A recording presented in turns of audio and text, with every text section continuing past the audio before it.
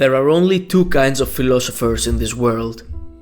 The first is the one that makes you think, and the second is the one that makes you tremble in fear. I can think of no better example for this second category than Soren Kierkegaard, who is, in my opinion, the biggest existentialist in the history of philosophy.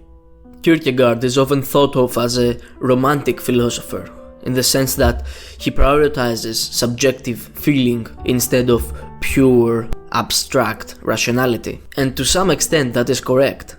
But make no mistake about it, Soren Kierkegaard may be a romantic, but he is in no way afraid of the brute facts of reality. In fact, I would argue that he is one of the very few philosophers who truly acknowledge the human condition insofar as our inability to truly understand the world. And he does that by presenting us with the most bleak existential understanding of belief. Ultimately, he says, any philosophy you choose to guide yourself with is going to come down to a choice that has no further reasons behind it. And if you trace this back to fundamental questions of existence and value and meaning, then you see that the most high-stake decisions of your entire life come down to the most unreasonable and unsupported choice you can imagine. In his great book, Either Or, Kierkegaard presents us with a big dilemma. He says, how can we justify our way of life? How can we justify any beliefs or philosophies we have? More specifically, he asks, how can we justify whether we believe in God or whether we do not believe in God? Of course, to make this more broad, because Kierkegaard was thinking under the umbrella of the Christian tradition, but to make this more broad, we can ask ourselves, how can we justify whether we believe in a metaphysical telos or not?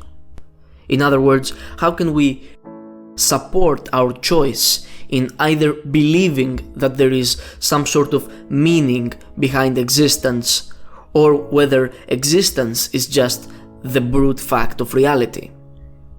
Ultimately, we cannot base it on any reason, because any reason we try to give in supporting either of those decisions is going to presuppose the choice that we make.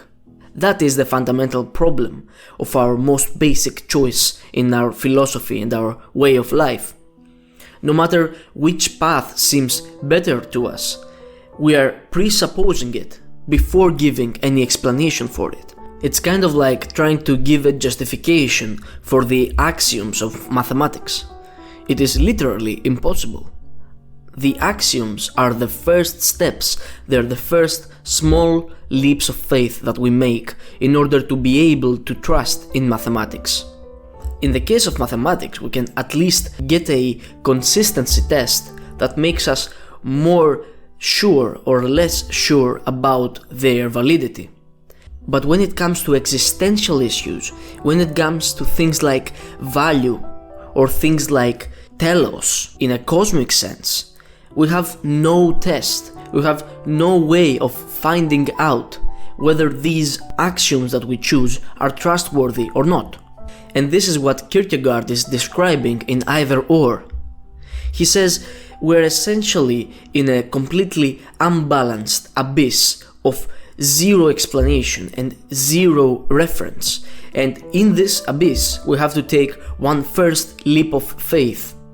The direction of this leap of faith is completely up to us, but the problem is we have no reference, and therefore we have no way of justifying our choice to ourselves.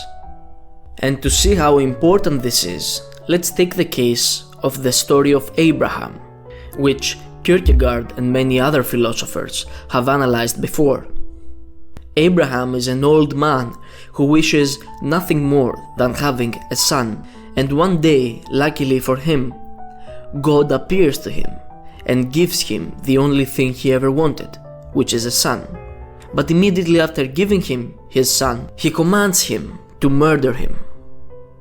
And now Abraham is in this dreadful situation where, on the one hand, he can presuppose that the will of God is the true telos of the world and just do as he commands, or he can presuppose that the telos of the world is either non-existent or non-metaphysical, and therefore choose to not kill his son because it seems unreasonable and unethical to him.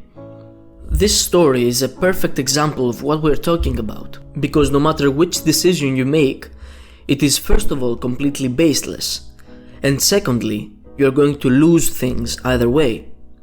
If you follow the will of God, you're going to have to sacrifice your sanity, and you're going to have to sacrifice your emotional inclinations to certain moral actions versus immoral actions.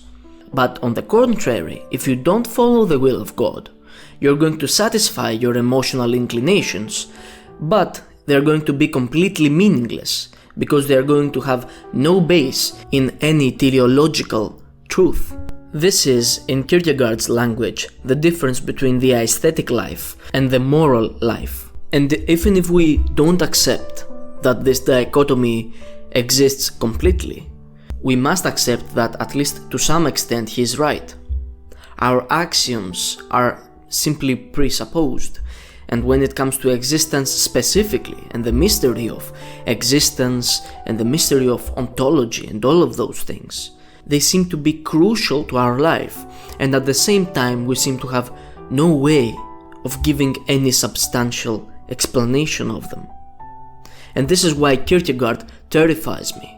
It makes me think that no matter what I ultimately believe, it's all going to land upon a leap of faith. It's all based on an irrational, non-reasonable decision.